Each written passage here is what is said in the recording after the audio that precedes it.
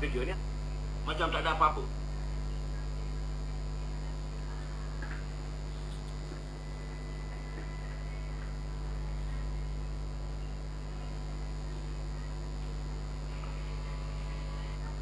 Masih yang pertama, yang kedua, bantu share. Saya pun nak share juga ni. Jom kita share dulu. Dengar suara saya. Saya tukar earphone. Dengar suara nak? Komen sikit. Jom kita share dulu.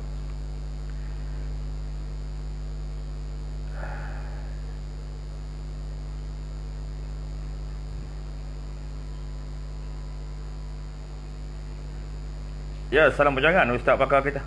Waalaikumsalam. Terima kasih kerana menjadi orang kuat kepada perjuangan Istimewa Rakyat. Terima kasih. Ada bunyi suap pusing bising Sekejap.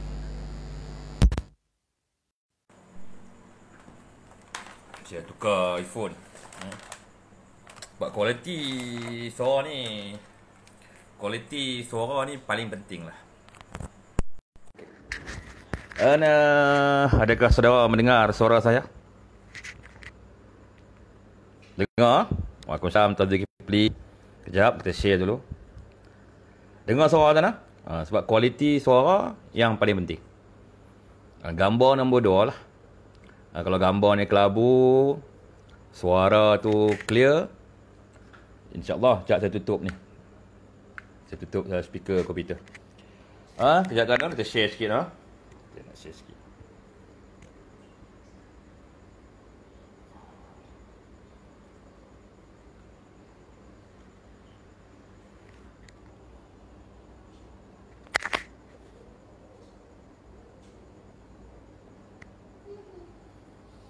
Okey. Waalaikumsalam Tuan Putra Fila. Dengar nah, clear nah. Dalam penyampaian ni, dalam komunikasi ni, yang paling penting adalah suara. Yang kedua, gambar tu. Kalau kata suara tu baik, gambar kurang baik, orang masih lagi nak sertai live kita. Tapi kalau gambar cantik, suara tak dengar, semua orang lari. Kadang-kadang tengok live dekat sinar, kenapa kurang orang? Sebab suara tu tak berapa jelas. Dia kalau suara jelas, ramailah yang akan sertai live tersebut. Betul tak tuan? Okey tuan-tuan, teruskan perkongsian saudara. Ada banyak live ya. Tak apa. Lebih banyak kawan-kawan kita, tak kira lah daripada UMNO ke atau dari mana parti lain, baguslah. Jadi lebih banyak maklumat yang rakyat akan dapat. Dan macam biasa, kita rakyat kena mencari titik-titik kebenaran dan mencari titik-titik kesalahan. Kalau kata hujah maklumat yang disampaikan tu banyak titik-titik kebenaran berbanding dengan titik-titik kesalahan, maka kita rakyat kena accept maklumat tersebut. Tapi sebelum itu, kita kena tahu dulu. Kita kena tahu asas dulu. Asas kenapa Barisan Nasional tewas di pilihan raya yang ke-14. Kita kena tahu dulu. Punca apa yang Barisan Nasional ni kalah. Orang kata kena buat case study lah. Bila kita buat case study, kita akan tahu punca dia kalah sebab apa. Bila kita tahu punca Barisan Nasional tu kalah sebab apa, maka senanglah untuk kita mencari titik-titik kebenaran dan titik-titik kesalahan di atas hujah-hujah yang disampaikan oleh berbagai-bagai pihak. Macam-macam pihak menyampaikan hujah. Dan kebiasaannya yang menyampaikan akan mengatakan ini adalah fakta. Ini adalah fakta. Tapi jangan terima bulat-bulat. Kalau cerita terima bulat-bulat, nanti takut sesat di tengah jalan. Ada orang sesat di hujung jalan. Ada orang sesat di awal jalan. Tapi ramai hari ini yang tersesat pilih parti ni, tersesat di tengah jalan. Menyesal di ujung jalan. Tak guna lagi tuan-tuan. Okey tuan-tuan, nak buka kipas sekejap panas. Waalaikumsalam Tuan Ismail bin Kasim. Buka kipas, saya ingat tak buka kipas. Tapi kena buka jugalah, walaupun ada bunyi angin sikit kan. Tapi tak apalah no. Kita rasa seumpama duduk di tepi pantai. Betul tak kan? Kalau takut di lambung ombak, jangan berumah di tepi pantai. Kan? Biar mati berdiri dari hidup melutut. Itu parti bersatu. Parti pejuang tu kan. Kita ada. Tidak, kita kena mati baring lah. Takkan kita nak mati berdiri kan. Okey tuan-tuan. Waalaikumsalam tuan Mencari Sufi. Alhamdulillah. Sedap nama Mencari Sufi. Teruskan perkongsian saudara. Malam ni kita nak cerita tentang punca. Dapat punca, baru kita boleh selesaikan masalah. Kita kena ikut apa tu, orang kata contoh macam doktor lah. Bukan Dr. Mahathir no. Doktor perubatan. Dr. Mahathir pun doktor perubatan, tapi bukan Dr. Mahathir. Dia kita tolak ke tepi. Doktor ni kalau dia nak merawat pesakit ni, dia akan cari punca dulu, baru dia rawat yang sebab tu. Punca apa ni? Accident. Punca apa ni? Jatuh bangunan. Sama juga dengan pihak polis. Kalau dia nak menyiasat satu-satu kes tu, dia cari punca dulu. Lepas tu keluar sebab kematian ditikam. Berpunca daripada pergaduhan. Punca tu penting. Kalau kita tak jumpa punca, kita duk cari sebab saja dan kita duk selesaikan sebab saja, masalah tak akan selesai sampai bila-bila. Kalau kita dengar hari ni PN telah mencadangkan nak guna satu logo PN. PN mencadangkan nak wujudkan satu gagasan perdana.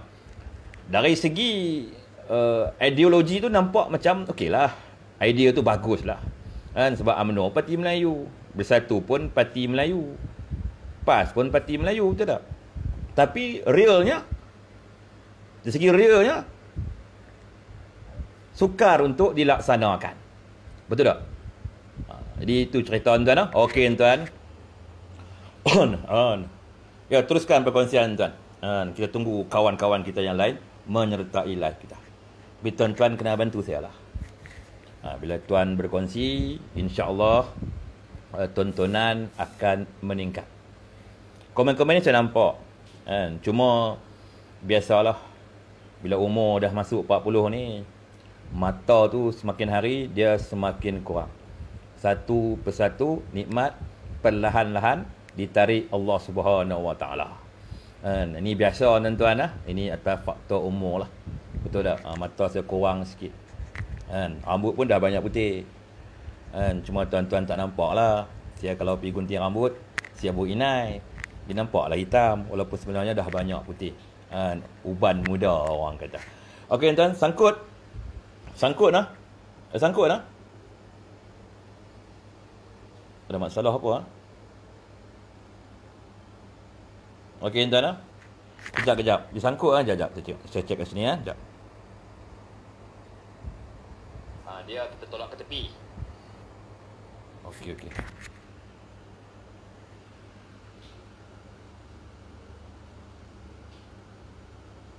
Okey, tuan-tuan share je. Nak naikkan view, tuan-tuan share je.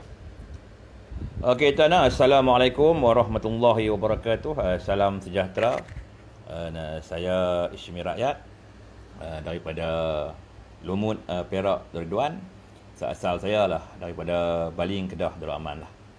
Okey, tajuk kita malam ni, kita nak bercakap tentang punca Barisan Nasional kalah di pilihan raya yang ke-14. Sifir dia mudah je saudara.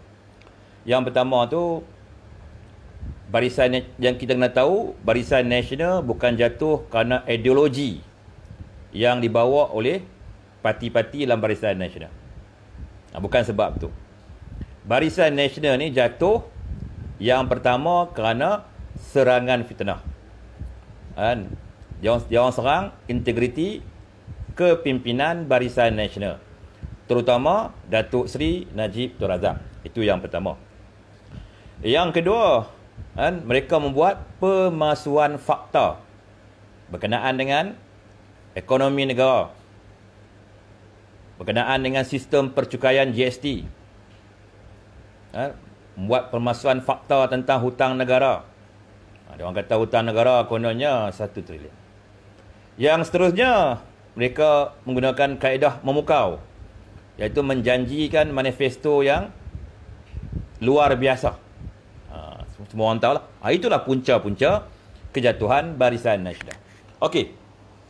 Masa kita jadi pembangkang 22 bulan. Bagaimana UMNO dan PAS ni boleh bangkit balik? Yang pertama, sebab kita berjaya menyedarkan rakyat, terutamanya orang-orang Melayu, bahawa Barisan Nasional jatuh kerana fitnah, serangan kepada integriti pemimpin Barisan Nasional, menyebabkan pemimpin kita hilang kredibiliti di mata rakyat. Yang kedua, kita menjelaskan tentang fakta ekonomi yang sebenar.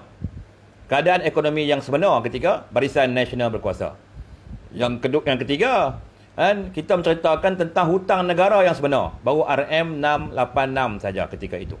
Yang seterusnya, kita cerita tentang sistem percukaian GST ini sebenarnya baik untuk negara dan rakyat.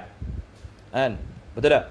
Yang seterusnya, yang kelima tu, kita berjaya membuktikan kepada rakyat bahawa manifesto yang dikeluarkan oleh Pakatan Harapan adalah palsu semata-mata. Sebab tu kita boleh bangkit. Sebab tu bila di pilihan raya kecil Parlimen Tanjung Piai, walaupun kawasan tu 50% lebih adalah Melayu, 40% lebih adalah bukan Melayu, tapi kita mendapat kemenangan yang besar dengan hanya meletakkan calon daripada parti MCA. Kita tak calon Cina di parti MCA, kita menang besar. Di situ orang Melayu pun sokong kepada Muafakat Nasional. Orang-orang Cina dan India pun menyokong kepada Muafakat Nasional. Kenapa?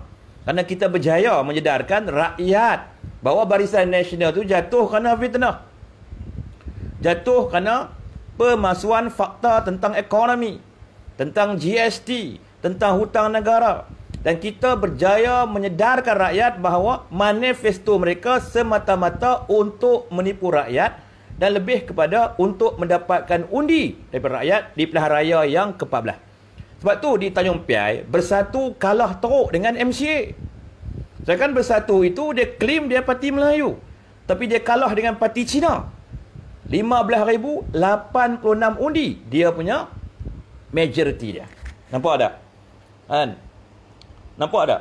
Tapi dan hari ini tuan-tuan, atas perjuangan Barisan Nasional, Muafakat Nasional ni, UMNO PAS ni menyedarkan rakyat, maka kerajaan Pakatan Harapan runtuh sebelum sampai tempoh yang sepatutnya mereka runtuh. Betul tak? Bila tubuh kerajaan, kenapa jadi masalah hari ini? Kenapa jadi masalah hari ini? Sebab perkara-perkara yang kita clear dulu. Macam kita jelaskan kepada rakyat bahawa pendakwaan kepada kepimpinan UMNO lah, pendakwaan terpilih atas selektif, atas motif dendam untuk menghancurkan kekuatan UMNO dan Barisan Nasional. Betul. Terjelaskan, jadi rakyat dah boleh terima. Rakyat tahu bahawa Najib Razak difitnah, Zahid Hamidi terpaksa didakwa di mahkamah sebab dia tidak mahu menyerahkan ahli-ahli parlimen UMNO BN kepada Parti Bersatu. Sebab tu dia didakwa di mahkamah. Tok Mak Mazlan kita didakwa sebab dia lantang menentang Tun Mahathir dan kerajaan Pakatan Harapan ketika itu. Betul. Dan yang lain-lain. Tapi masa tu kita dah clear dah isu ni. Rakyat dah sedar lah. Mereka katakan majoriti orang Melayu dah tahu bahawa Najib Razak difitnah, Zahid Hamidi difitnah, Mak Mazlan difitnah dan yang lain-lain. Sebab tu 5 PRK sebelum tertubuhnya kerajaan baru ini, kita menang bergaya. Kita menang bergaya, tak ada masalah pun. Di Sabah kita menang, di Tanjung Piai kita menang, di Rantau kita menang, di Semenyih kita menang, di Cameron Highland kita menang. Nampak tak? Nampak tak? Sebab apa? Sebab isu-isu punca tu kita dah clearkan ketika 22 bulan kita jadi pembangkang.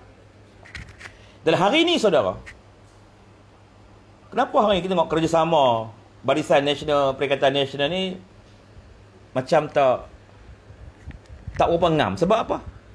Sebab isu-isu di pilihan raya ke-14 dibangkitkan semula, dimainkan semula, dihidupkan semula. Itu je cerita dia. Kan? Masuk hari ni, orang cuba nak menggambarkan bahawa Barisan Nasional cuba untuk membebaskan kepimpinan dia yang sedang didakwa di mahkamah. Kan? Dia orang bangkitkan hal tu. Maksud dia orang nak hidupkan balik fitnah-fitnah yang dibawa oleh Pakatan Harapan di pilihan raya yang ke-14. Itu cerita je. Mereka tak mau tutup buku. Mereka masih nak panjangkan isu-isu fitnah tersebut. Bila dia orang duk panjangkan isu-isu fitnah tu, itu yang menyebabkan rakyat mula muak dengan Perikatan Nasional. Rakyat rasa kecewa. Sebab 22 bulan ketika UMNO dan PAS bersatu, rakyat dah jelas dah. Dah tahu dah, ini semua fitnah, ini semua pembohongan. Pemalsuan fakta tentang ekonomi, pemalsuan fakta tentang GST, pemalsuan kencing manifesto, dan usaha-usaha cubaan-cubaan mereka untuk ISEP, untuk rom statut negara ini, penghinaan-penghinaan kepada kita. Betul? Ni cerita yang sebenar, tuan. Jadi kita jangan terperangkap. Kalau dulu 22 bulan kita boleh bersatu, kita orang Melayu boleh bersatu, kita yakin Barisan Nasional difitnah, kita yakin Najib difitnah, Zahid difitnah, mimpin kita difitnah. Kenapa hari ni kita nak percaya? Dulu bersatu bukan dalam kelompok kita. Bersatu dulu dalam kelompok Pakatan Harapan. Yang nak memanjangkan cerita-cerita fitnahnya adalah daripada bersatu. Ini saya cakap benda yang betul. Benda yang jelas. Kalau dia orang nak bercakap soal penyatuan Melayu Raya, kita dah buat. Kita dah buktikan secara fizikal. Iaitu Perhimpunan Daulat. 1.2 juta orang-orang Melayu turun ke dataran Merdeka. Maksud kita dah berjaya dah mewujudkan Melayu Raya. Hari siapa yang nak menghancurkan Melayu Raya ini? Bersatulah, minta maaf kepada bersatu. Saya minta maaf, saya beritahu benda yang betul dulu. Sebab dia orang tidak selesa dengan kita. Penubuhan Perikatan Nasional ni sebenarnya, tuan-tuan, adalah untuk memecahkan Melayu Raya, untuk meretakkan Melayu Raya. Sedangkan the winning formula Melayu Raya adalah muafakat nasional yang dicetuskan oleh kepimpinan UMNO dan PAS, yang disokong padu oleh rakyat Malaysia. Ini jelas, tuan-tuan. Jadi kalau hari ini mereka nak bercakap soal Melayu Raya, kenapa perlu mereka tubuhkan Perikatan Nasional? Kenapa perlu mereka bermain muslihat dengan Barisan Nasional? Ini persoalan-persoalan kita kepada mereka. Contoh, nak tubuhkan gagasan perdana. Untuk apa? Adakah untuk kepentingan orang Melayu dan rakyat Malaysia, atau atas kepentingan untuk jadi Menamdri, Timbalan Menamdri dan menteri-menteri kanan yang lain? Muslihat untuk memerangkap Barisan Nasional menggunakan logo Perikatan Nasional. Untuk apa? Untuk apa? Untuk memperkukuhkan peluang dan harapan pengerusi Perikatan Nasional diangkat sebagai PM selepas pilihan raya ke-15. Itu cerita dia, tuan-tuan. Jadi sebenarnya yang banyak main muslihat ini bukanlah Barisan Nasional, bukanlah UMNO. Yang banyak main muslihat ini adalah dari parti bersatu. Macam parti PAS, kita kena sedia maklum, PAS bila dia masuk saja ke dalam Perikatan Nasional, dia duduk dalam posisi hierarki dia timbalan pengerusi. Dia ada 2 timbalan pengerusi, kan, Perikatan Nasional. Pengerusinya adalah dari bersatu. Di PAS suka tak suka, dia kena ikut keputusan bersatu. Dia tak boleh buat keputusan sendiri lagi. Sebab dia dah duduk dalam satu gabungan. Sebab tu PAS pun dia serba salah. Sebab tu ada akar-akar umbi PAS dah mula hantar memorandum ke Pejabat Agung PAS di Kuala Lumpur. Sebab apa? Sebab mereka mula sedar yang PAS hari ini, pemimpin PAS hari ini dah hilang suara. Tidak boleh bersuara lagi. Nak suara isu KBHP pun tak boleh. Nak suarakan moratorium tak boleh. Sebab apa? Bukan salah pemimpin PAS. Jadi mereka dah kena ikut alfa dalam Perikatan Nasional. Nak kena ikut ketua dalam Perikatan Nasional. Iaitu bersatu. Ni cerita dia. Kan? Ini cerita bagi jelas kan. Bukan kita nak memecah belah kan. Sebab yang menyatukan Melayu Raya adalah kita. Yang mendapat keuntungan dari penyatuan Melayu Raya adalah bersatu. Bersatu ni kira untung lah. Tak perlu nak buat ceramah penyatuan ummah ke daerah-daerah, ke bandar-bandar, ke kampung-kampung. Tak perlu turun padang kan? Tak perlu lawan ISEP, tak perlu lawan Nurul Statut, tak perlu keluar masuk mahkamah, tak perlu keluar masuk balai, tak perlu rumah mereka diserbu. Tapi mereka mendapat manfaat dan keuntungan daripada Melayu Raya yang diperjuangkan oleh Muafakat Nasional, yang terasnya UMNO dan PAS. Itu adalah fakta. Itulah fakta. Kan? Kita tak mau kata PAS buat kesilapan masuk Perikatan Nasional. Kita tidak mau kata begitu. Tapi sebenarnya rakyat ni macam terkejut. Kenapa pemimpin PAS hari ini tidak lagi memperjuangkan isu rakyat, contohnya KBHP dan moratorium secara jelas dan tegas. Kita tak salahkan pemimpin PAS. Sebab kita tahu dia kena ikutlah ketua dia. Sebab Menteri kita awal-awal lagi dia kata berkenaan akaun pertama ni tak boleh, dia kata.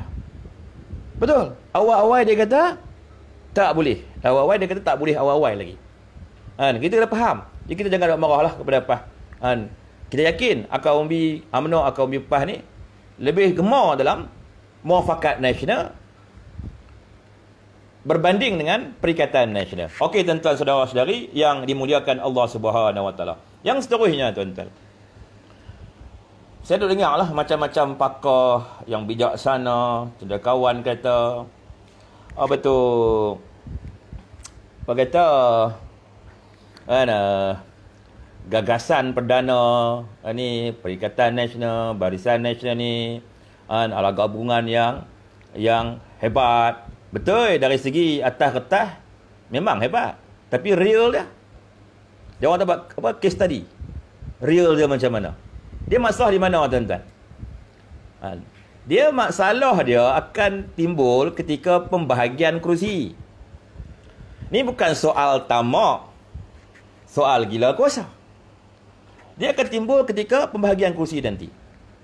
Adakah patut Parti Bersatu, Parti PAS, Parti UMNO diberi sama rata kerusi? Adakah patut?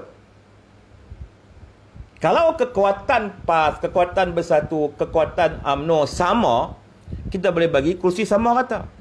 Masalah dia hari ini, kekuatan antara tiga parti ini berbeza. Kita rujuk di mana?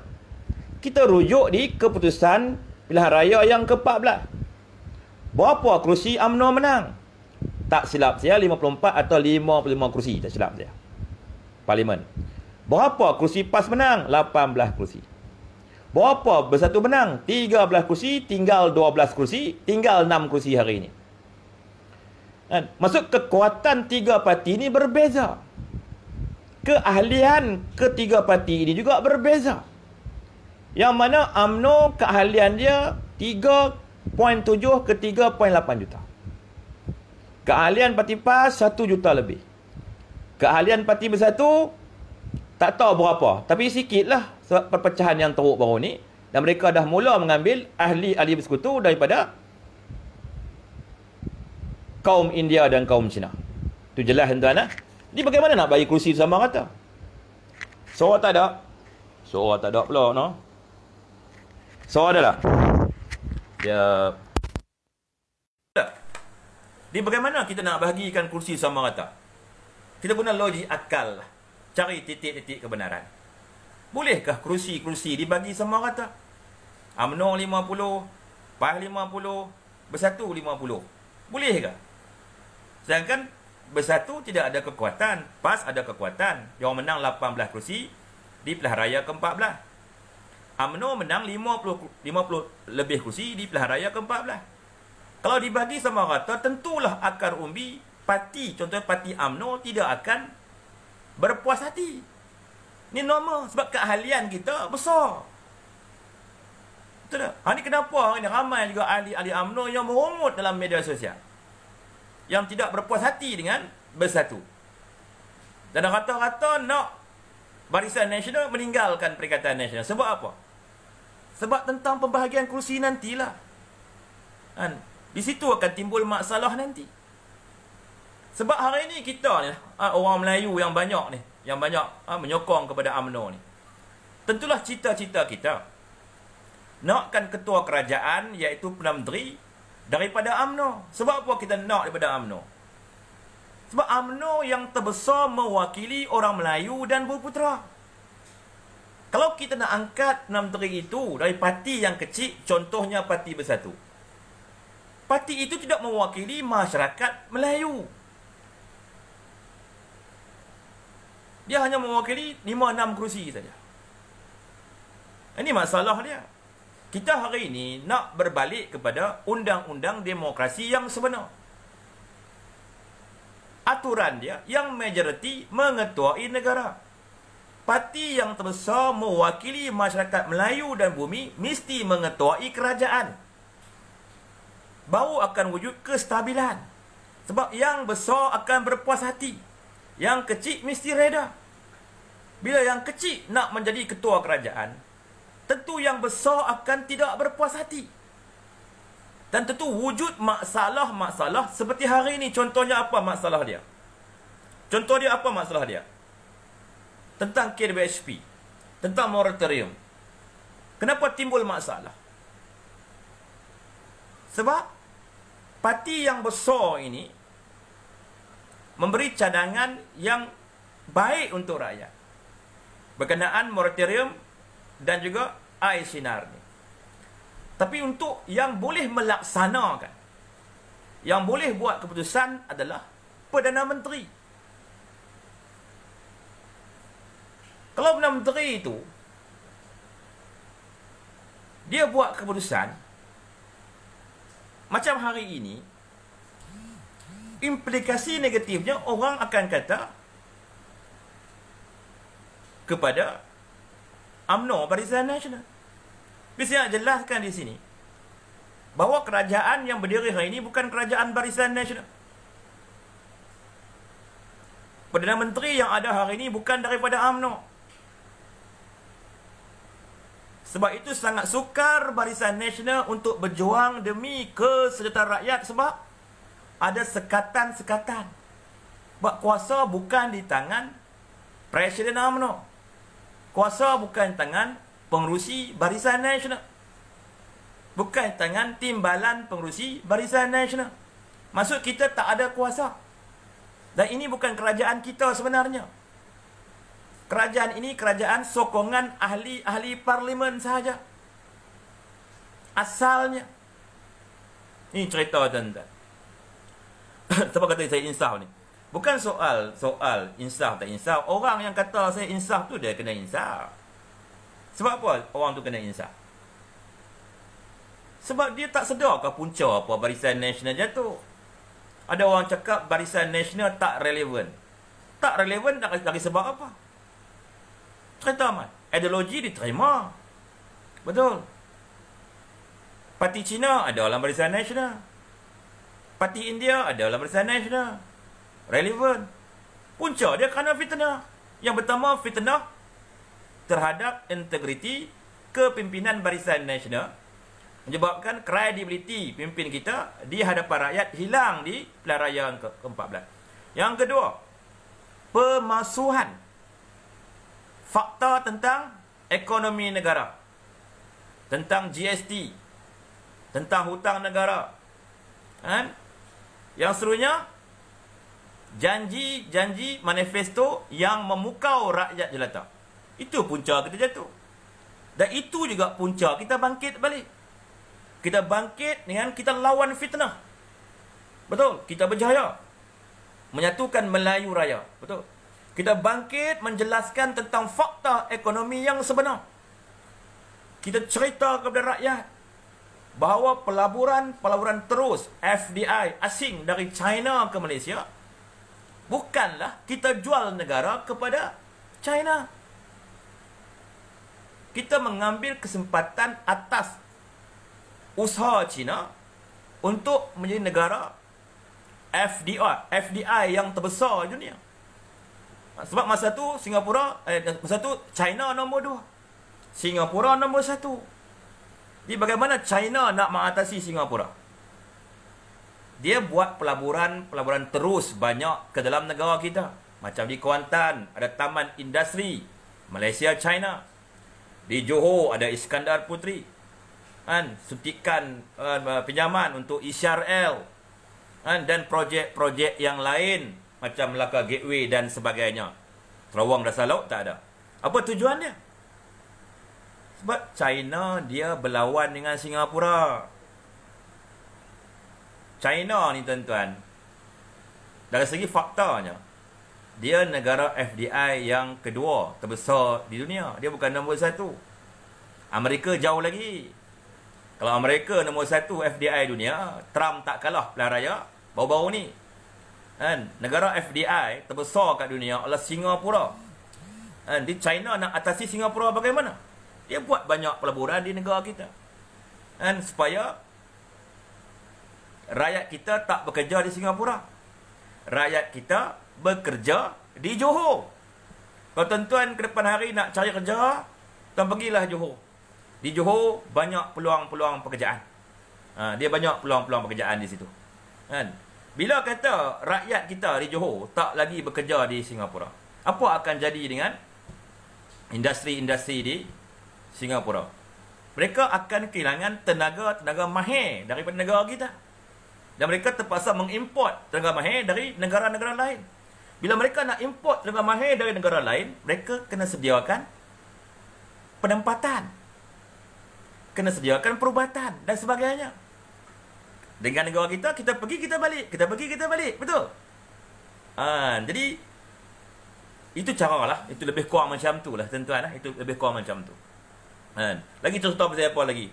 Pasal GST. Betul tak? Saya cerita balik. Bila ada GST, kebergantungan negara kepada hasil petroleum menurun. Sebelum ada GST, masa SST, kita bergantung hampir 30% dengan industri petroleum ni. Bila ada GST, kebergantungan kerajaan Najib cuma dalam 10 ke 12% saja setahun. Tapi hari ni bila tak ada GST, tuan tengok apa jadi. Petronas. Tengok Tuan Mahathir dulu. Petronas. Lagi apa lagi? Jual aset. Aset khazanah dia jual. Aset tabung haji dia jual. Macam-macam aset negara dia jual. Betul? Sebab apa? Sebab GST tak ada. GST tak ada. Ya tuan, ada persoalan tuan? Syamsul Edirin. Teruskan perkongsian tuan. Waalaikumsalam. Tuan, kalau hari ni orang kata UMNO tu jahat, UMNO tu busuk hati, ingat baliklah masa kita tak ada kuasa dulu. 22 bulan kita ditindas oleh Pakatan Harapan. Siapa yang duk berjuang melawan kezaliman Pakatan Harapan ni? Bukan UMNO dengan PAS. Dan ingat balik masa susah tu kita bangkit lawan. Pemimpin kita bangkit lawan. Berjuang bersungguh-sungguh. Ketika Pakatan Harapan nak aisip negara kita. Siapa yang bangkit buat perhimpunan? kalau bukan UMNO dan PAS di dataran Merdeka dan siri-siri himpunan yang lain. Masa tu Bersatu buat apa? Bersatu tak buat apa-apa pun.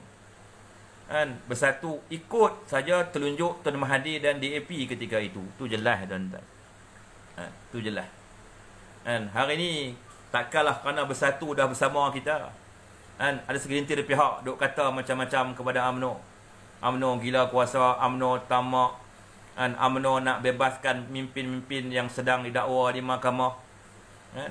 Walaupun rakyat tahu pendakwaan-pendakwaan tu lah pendakwaan terpilih, orang duk cari salah, cipta salah untuk balas dendam.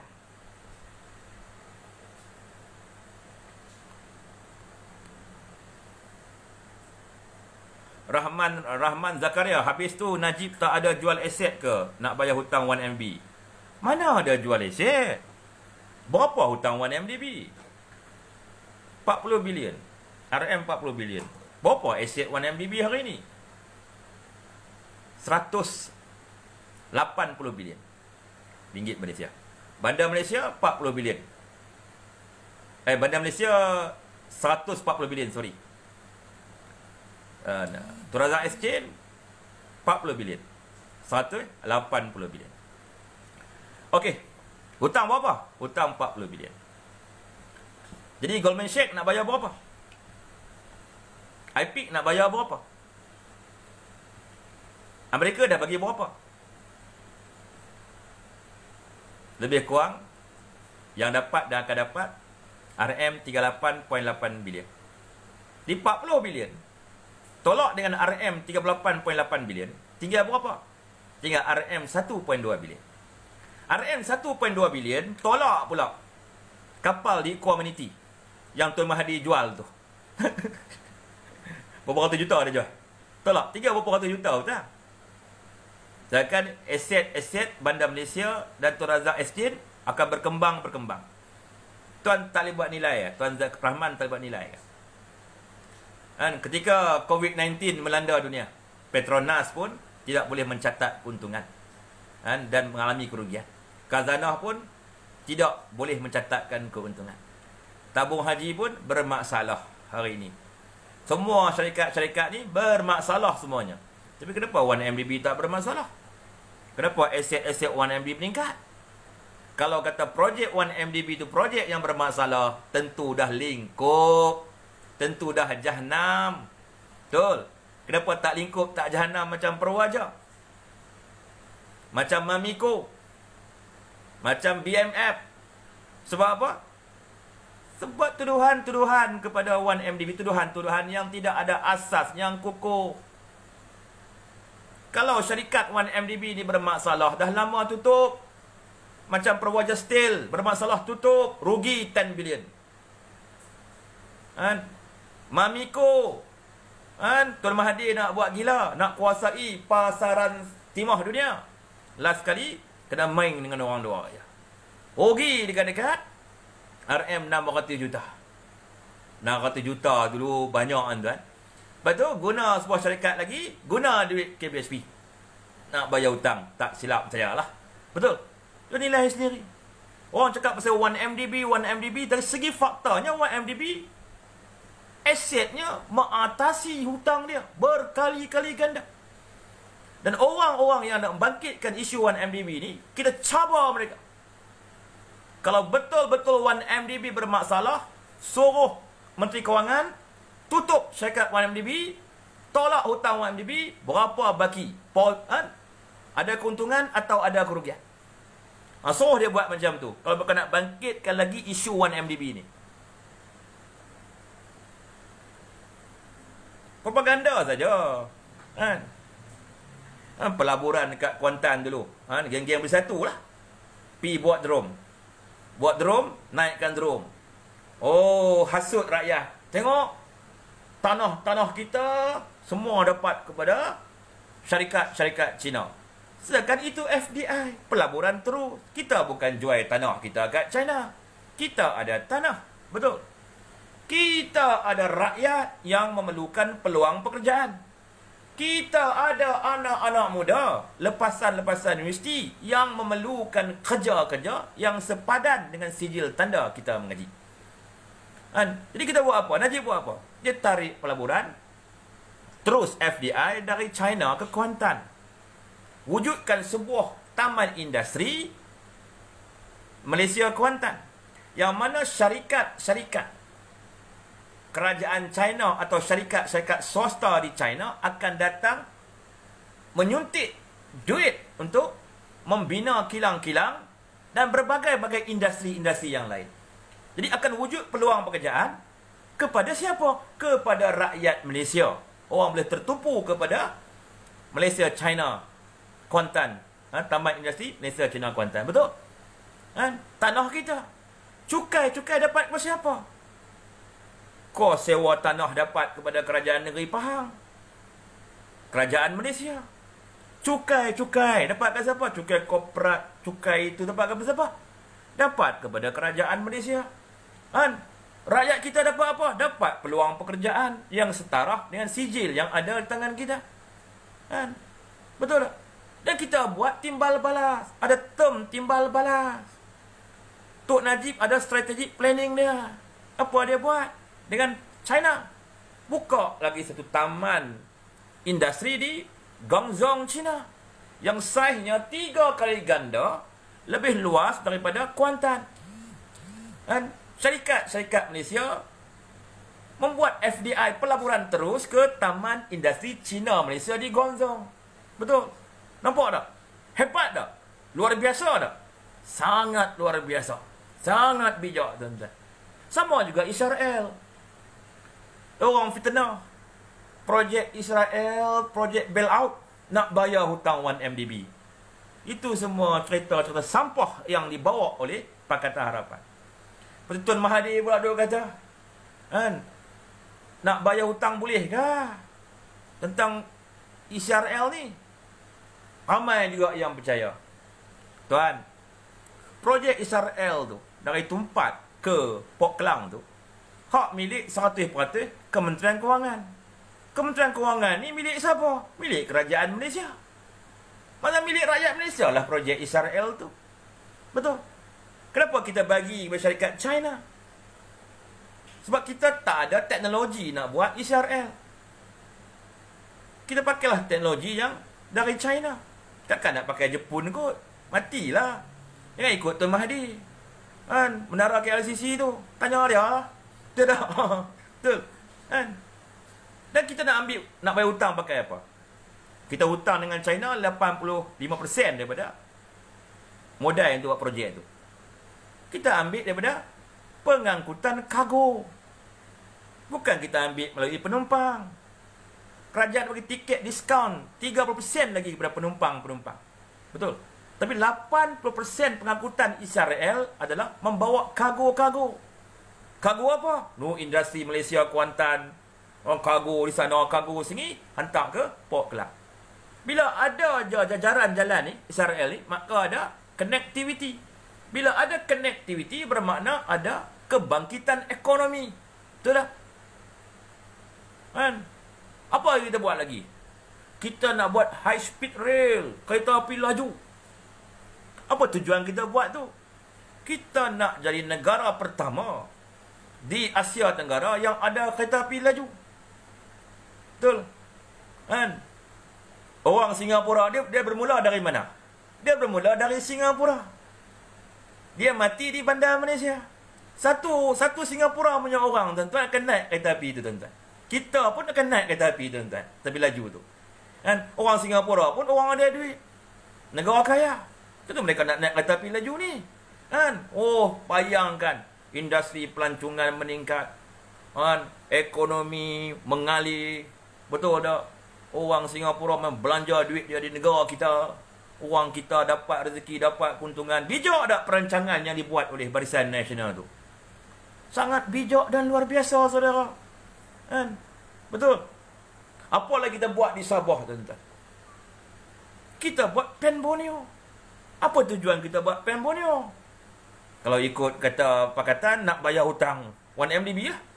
Kita buat Pen Borneo, tujuan dia untuk mewujudkan connectivity. jalinan lebuh raya, baru ekonomi di Sabah Sarawak boleh bangkit. Pandang ke Borneo. Betul. Tapi sayangnya dia fitnah juga. Apa lagi Najib buat? Dia sama ratakan harga barang-barang di Semenanjung dan di Malaysia Timur, Sabah Sarawak. Kalau zaman Tun Mahathir ni tuan-tuan, dia cas cukai kabotas. Yang mana harga barang-barang di Sabah Sarawak lebih tinggi daripada harga barang-barang di Semenanjung. Hari dah sama. Dia hapuskan cukai kabotas. Apa itu cukai kabotas? Dia cerita macam ni lah. Dia bermula cukai kabotas ni pada tahun 1981. Dibuat oleh Tun Mahathir bin Mohamad. Yang mana kapal-kapal dagangan, kapal-kapal yang angkut barang-barang keperluan dah, barang-barang keinginan ni, dia tak boleh terus berlabuh ke Sabah Sarawak. Dia kena berlabuh di Semenanjung dulu. Bila berlabuh di Semenanjung, kapal-kapal ni kena punggah barang-barang keperluan Sabah Sarawak ni di Semenanjung dan diangkut pula dengan kapal tempatan. Sebab tu kos harga barang di Sabah Sarawak tinggi daripada Semenanjung sampai tahun 2017. Pin Najib hapuskan cukai kluster Tom M ni. Hapuskan. Ni cerita dia banyak tuan. Kita cerita tuan, tujuan dia kita nak jelaskan balik. Yang hari ni yang UMNO difitnah, UMNO dan sebab apa? Mereka dah bangkitkan isu-isu yang kita dah atasi ketika 22 bulan kita jadi membangkang. Mereka bangkitkan isu-isu kes-kes pendakwaan PIN UMNO di mahkamah. Dia bangkitkan isu integriti. Dia bangkitkan isu gila UMNO gila kuasa. Bangkitkan isu tu. Apa sebab tuan? Dia nak hidupkan balik senjata-senjata yang pernah mereka guna di pilihan raya yang ke-14. Jadi kalau kita percaya dengan serangan-serangan baru ni, bermakna kita akan naik lagi lah di pilihan raya ke-15. Okey tuan.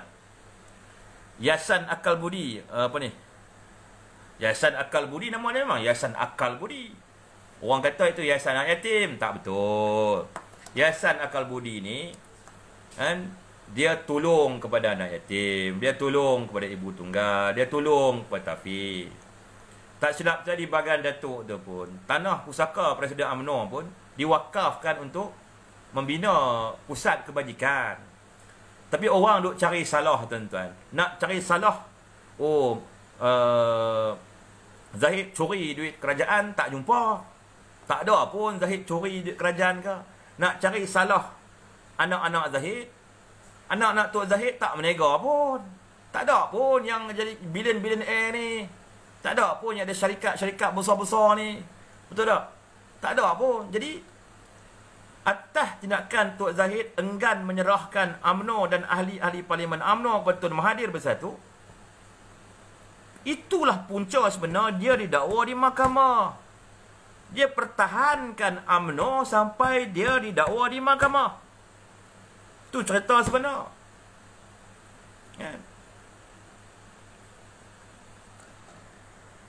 Okey, tak ada soalan tak?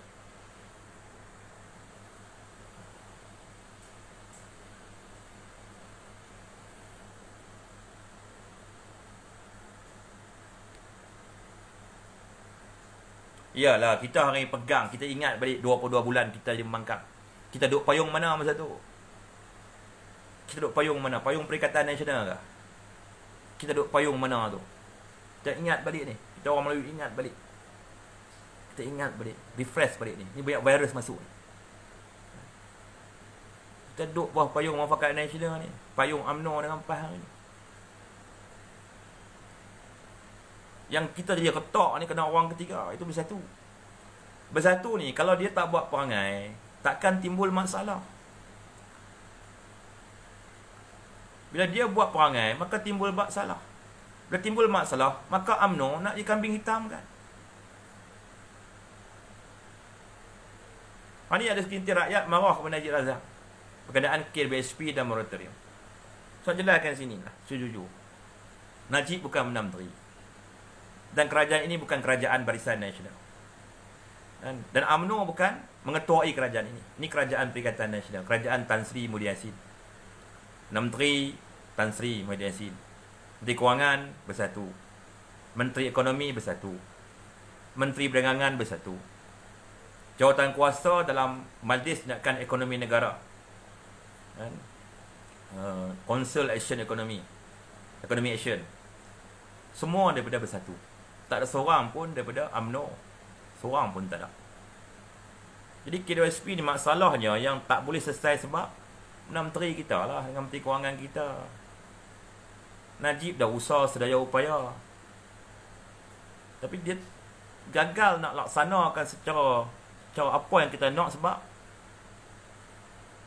bersatu. Betul, ada orang tanya pula kenapa kekal undi bajet.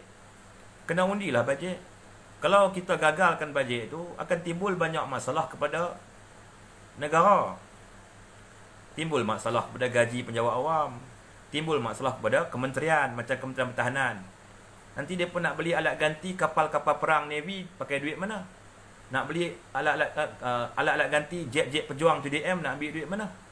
Nak beli alat-alat ganti untuk kereta-kereta kebal, kereta-kereta perisai, ATM, peluru sebagainya, nak ambil duit mana? Betul?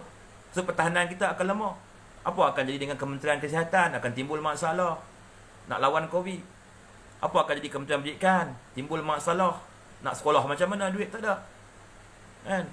Semua kementerian akan hadapi masalah, termasuk rakyat. Nak dapat BPN pun tak boleh. Apa pun tak boleh. Dikatakanlah UMNO tak nak menarik sokongan dengan cara begitu, tentulah tidak sama sekali. Sebab dia buat tu demi rakyat dah, demi negara dan rakyat. Cerita dia. Kalau kita nak senang di Pilihan Raya ke-15, kita angkat kerajaan Barisan Nasional. Kita senang. Sebab pemimpin Barisan Nasional ni, dia takut dengan rakyat. Dia kecut dengan rakyat. Betul, tuan-tuan. Tuan tak tengok perangai pemimpin Barisan Nasional. Cukup takut dengan rakyat. Cukup takut. Seorang tak takut. Anwar Musa. Dia lain sikit. Dia luar tu BN, dalam dia semua bersatu. Dia tak tepilah. Dia pasal dia ni orang kata nak kata apa? Kan? Lupa. Dia lupa diri dia. Dia lupa dia berdiri di mana dulu. Dia lupa. Kan? Dia bila naik jadi menteri, dia berubah perangai lah. Kan? Dia buat pelatau. Kan? Dia lah jadi juru cakap. Semua dia lah. Dia seorang yang betul lah. Orang lain semua salah lah. Jadi dia ni orang yang tak kenang budi. Kan? Tengoklah. Kan? Tak baca kat page bosku ni. Kan? Apa dia kata dulu kat budak bosku. Najib adalah beban kepada UMNO. Gamak dia kata macam tu. Kan? Tengok. Kan? Tapi tak apalah, tuan-tuan nilai sebenarnya Anwar Musa macam mana lah. Anwar Musa ni dia buat perangai macam satu. Tak takut kepada rakyat. Tak heran kat rakyat. Tak peduli rakyat. Tapi pemimpin UMNO yang lain macam Tok Najib, Tok Zahid, Tok Mak Mazlan, Tok Mak Hassan, cukup takut dengan rakyat. Sebab salah mereka, tuan-tuan. Mereka kecewa tu pasal KBSP tu. Kecewa dengan moratorium tu. Tapi tak apa, kita jelaskan balik kepada rakyat. Ini bukan kerajaan Barisan Nasional. UMNO bukan Perdana Menteri. UMNO berjuang untuk rakyat, tapi ada sekatan-sekatan daripada kuasa. Pasal kuasa kat tangan Tan Sri Muhyiddin Yassin. Ini kabinet Tan Sri Muhyiddin Yassin. Ini Menteri Kewangan Tan Sri Muhyiddin Yassin. Ini Menteri Perdagangan Tan Sri Muhyiddin Yassin. Jadi bagaimana kita nak jelas ke rakyat? Kena jelas jugalah. Kena jelas juga bagi terang. Kalau Perdana Menteri tu dia tak takut dengan rakyat, jadi macam ni lah. Sebab dia yakin dengan formula no Anwar, no DP. Itu dia yakin satu je. Itu dia takut dengan rakyat. Kalau dia takut dengan rakyat, isu KBSP Aisynar ni akan settle. Isu moratorium ni akan settle. Tidak. Rata-rata pemimpin UMNO berjuang untuk Aisynar dan moratorium. Anwar Musa diam je. Tidak. Yang lain semua berjuang. Anwar Musa seorang tak mau. Tak peduli langsung. Kita nak. Dan kalau nak senang, kita rakyat nak senang, sokonglah Barisan Nasional. Senanglah kita. InsyaAllah lah. Hari ni kita dapat BPN, dapat tu. Semua tu daripada dasar-dasar satu Malaysia dulu. Kan? Betul tak? Ni ekonomi kita bertahan pun atas struktur transformasi nasional, tuan-tuan. Peluang-peluang pekerjaan yang wujud hari ini, semuanya dari pelaburan-pelaburan asing dan dalam yang dibawa oleh Barisan Nasional. Tak ada pun mana-mana pelaburan yang dibawa Tun Mahathir. Tak ada. Tak ada pun mana-mana pelaburan yang dibawa oleh Tan Sri Yassin. Tak ada. Langsung tak ada. Tak ada langsung. Mereka tinggal hutang banyak ada, tuan-tuan. Dekat baru tak sampai 3 tahun, hutang naik sampai 200 bilion, tuan-tuan. Tak sampai 2 tahun. Tak sampai 3 tahun. Hutang naik 200 bilion. Gila tak gila, tuan-tuan? Makna mereka tak cari duit langsung. Itu nasib baik tu 200 bilion. Kalau mereka tak ambil duit petonah kata ni 82 bilion. Mau hutang kita 300 bilion ya. Tu dia orang dah ambil 82 bilion kata silap dari petonah. Tidak. Dah ambil 80 bilion lebih pun hutang negara naik sampai 200 bilion. Depa ni menegak lagu mana? Urus negara lagu mana? Gaji besar, kereta besar, rumah besar. Baju lawa, kasut lawa. Tapi urus ekonomi bagaimana? Kalau nak mentadbir negara dengan hutang. Memang idea pula daripada Ketua Armada, cetak duit. Oh, cerdik sungguh, tuan-tuan. Nak kata dia tak mengaji, dia mengaji tinggi. Tapi dia cerita cetak duit ni orang gelak, tuan-tuan. Ingat negara kita Zimbabwe ke? Teruk macam Zimbabwe ke? Negara kita tak ada aset, tak ada apa ke? Nak cetak duit. Dia tak tahu dia cetak duit, tuan-tuan. Harga barang akan melambung. Demand meningkat, automatik harga melambung. Betul dah. Aduh, dahsyat. Okey, tuan, soalan, tuan.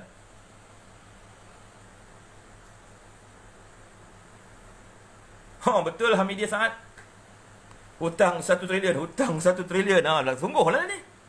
Sekarang jadilah 1 trilion, dekat-dekat 1 trilion dah ni. Dulu dia kata hutang negara 1 trilion. Sekarang dekat-dekat 1 trilion dah. Tak apalah. Itu saya kata. Itu kita nak kata ni.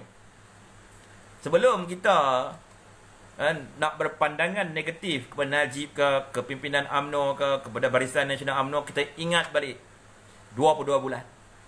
Kita nak tahu punca. Saya ulang balik ni. Punca Barisan Nasional jatuh, yang pertama serangan fitnah terhadap integriti kepimpinan Barisan Nasional, terutama Najib Razak, sehingga hilang kredibiliti mereka di hadapan rakyat Malaysia. Itu yang pertama, serangan mereka. Yang kedua, pemalsuan fakta berkenaan ekonomi negara yang sebenar. Pemalsuan fakta berkenaan sistem percukaian GST. Pemalsuan fakta tentang kemasukan FDI atau pelaburan terus asing, terutama dari China ke dalam negara kita. Yang seterusnya, pemalsuan fakta tentang hutang negara yang sebenar. Hutang negara sebenar baru RM686 ketika itu. Bukan 1 trilion. Seterusnya, manifesto palsu. Ni punca dah. Ni punca dah. 7 punca ni. Maksud Barisan Nasional bukan jatuh kerana ideologi perjuangan yang dibawa oleh Barisan Nasional. Bermakna 22 bulan ketika kita membangkang, kita berjaya mengatasi 7 perkara ni. Wujudlah Melayu Raya. Itu rakyat raya di Tanjung Piai. Betul? 7 perkara kita boleh atasi.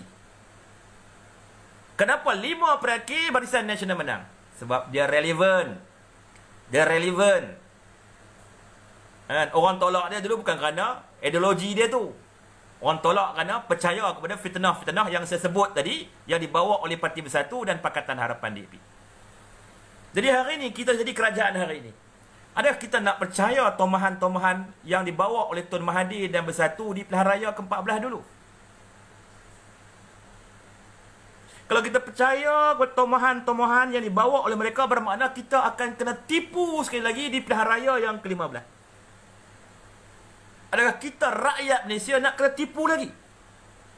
Enough if enough. Cukup-cukup lah.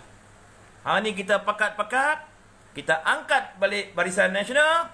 Kita angkat UMNO ketuai kerajaan Malaysia. InsyaAllah. Bukan nak janji, tentu rakyat senang. Confirm rakyat senang, tuan-tuan. Mesti senang punya, tuan-tuan. Mesti banyak peluang-peluang pekerjaan yang baru.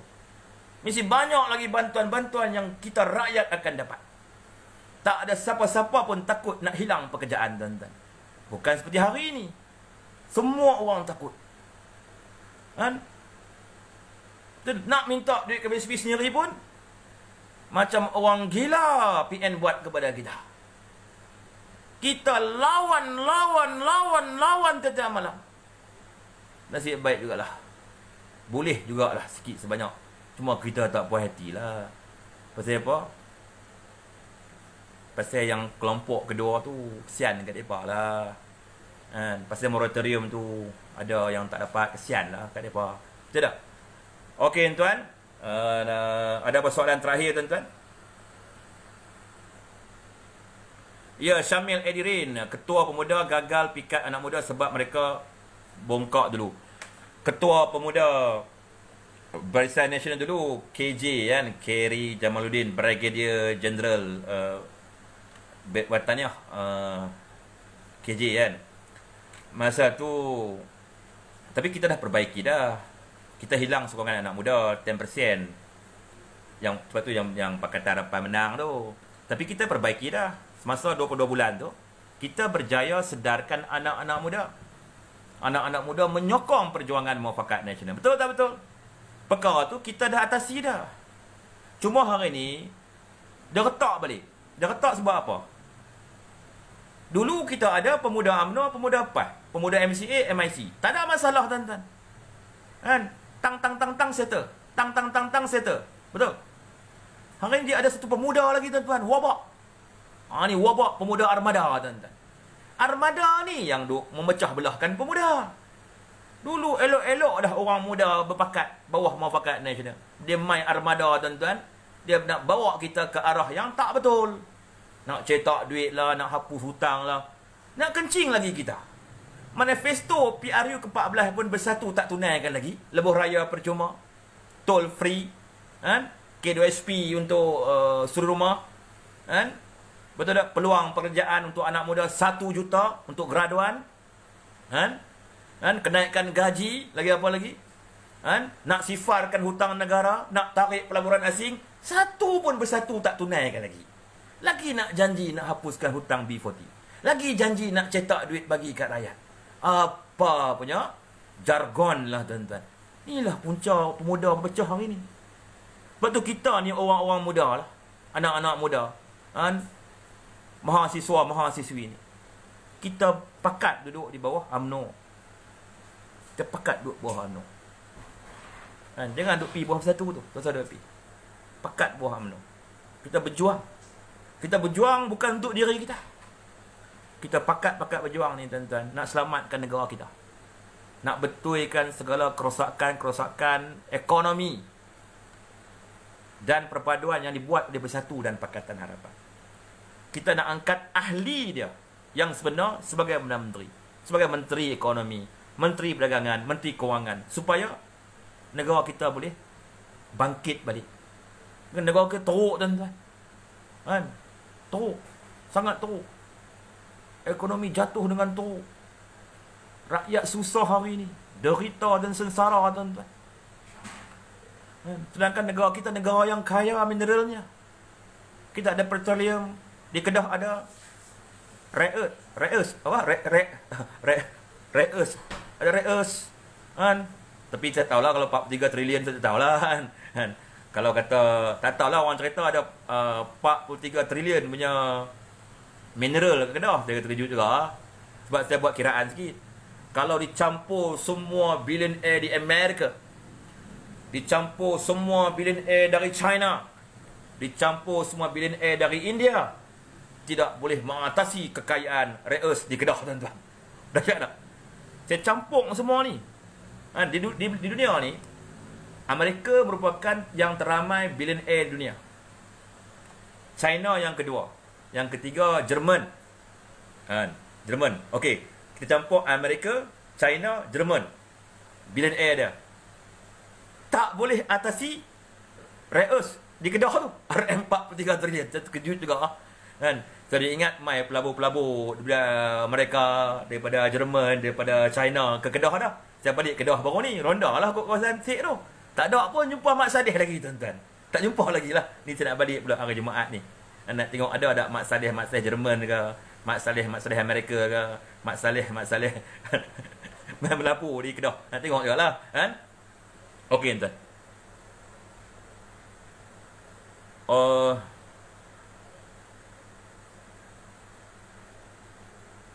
Mencari azab. Bukan cari salah. Kita cerita benda betul.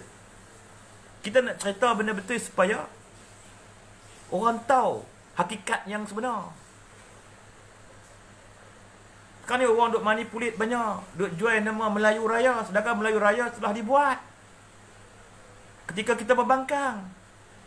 Bersatu mana ada buat Melayu Raya? Dia buat Melayu DAP. Kan sekarang dia buat pula Peribumi. Melayu DAP dia buat.